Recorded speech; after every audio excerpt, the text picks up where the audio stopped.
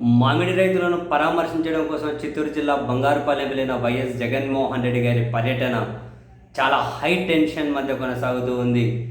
పోలీసులు అదేదో కర్ఫ్యూని తలపించే విధంగా పదుల సంఖ్యలో చెక్ పోస్టులు, వేల సంఖ్యలో పోలీసులు జనాన్ని ఎక్కడికక్కడ ముళ్ళకంపలు పెట్టి, తాళ్ళు కట్టి, బ్యారికేడ్లు పెట్టి అడ్డుకొని చివరికి అడ్డుకుంటూ ఉంటే మేము రైతులం, మమ్మల్ని ఎందుకు అడ్డుకుంటున్నారు అని చెప్పి వాళ్ళు భూములు చూపెడుతూ ఉన్నారు, వాళ్ళ పత్రాలు చూపెడుతూ ఉన్నారు.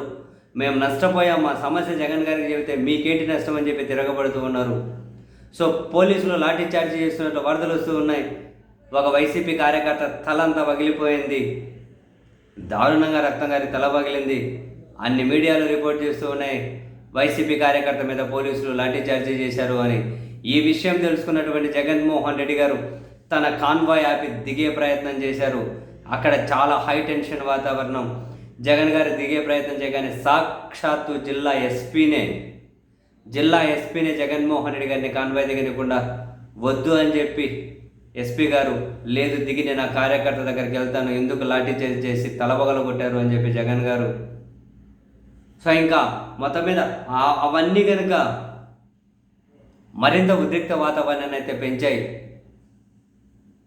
పోలీసుల అత్యుత్సాహమనాలో, భయమనాలో, ఎందుకు ఈ కర్ఫ్యూ వాతావరణం, ఎందుకు లాఠీ చార్జీ, తల మీద ఎందుకు తగులుతున్నాయి, ఎందుకు కొడుతున్నారు, ఇదంతా ఒక ఎత్తు. చివరికి జిల్లాకు సంబంధించిన కీలక నేతలను, మాజీ మంత్రులను కానీ రానికుండా ఎక్కడెక్కడ అడ్డుకుంటూ ఉన్నారు. అటు రోజా గారిని అయితే ఉంది, మిగిలిన వైసీపీ నాయకులను, జిల్లాకు సంబంధించిన వాళ్ళను, మంత్రులుగా పనిచేసిన వాళ్ళను, ఎమ్మెల్యేలుగా పనిచేసిన వాళ్ళను కూడా జగన్ గారికి పోనీయకుండా జగన్ కాన్వాయ్ వెళ్తూ ఉంటే ఎస్పీ స్థాయి అధికారి అక్కడే నిలబడి వెహికల్ లెక్క పెడుతూ ఉన్నారట. చివరికి జగన్మోహన్ రెడ్డి గారి కాన్వాయ్లో వెహికల్ కూడా ఆపేశారట, ఒకటి ఎక్కువైంది అని. ఎస్పీ స్థాయి అధికారి, వేల మంది పోలీసులు, పదుల సంఖ్యలో చెక్ పోస్టులు, పదుల సంఖ్యలో బ్యారికేడ్లు, రోడ్ల మీదనే ముళ్ళకంపలు అడ్డపెట్టి, ఇంత దారుణమా?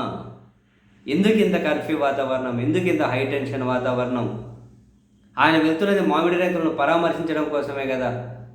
అక్కడ ఎలాంటి ఇబ్బందులు తలెత్తకుండా, జనాలకు ఎలాంటి ఇబ్బంది రాకుండా పోలీసులు ఈ ఎఫర్ట్స్ ఏంటో అక్కడ పెడితే సరిపోతుంది కదా. నిజంగానే ఒక యుద్ధ వాతావరణాన్ని తలపిస్తోంది.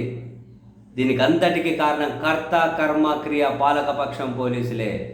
ప్రతిపక్షంలో ఉన్న వాళ్ళు ప్రజల దగ్గరికి వెళ్తారు, రైతుల దగ్గరికి వెళ్తారు, నష్టాల గురించి మాట్లాడతారు, కష్టాల గురించి మాట్లాడతారు. అది వాళ్ళకు ఉన్నటువంటి హక్కు. ప్రతి దగ్గర పోలీసులు అడ్డుకోవడం, పాలకపక్షం అడ్డుకునే ప్రయత్నం చేయడం ఏంటండి ఇదంతా?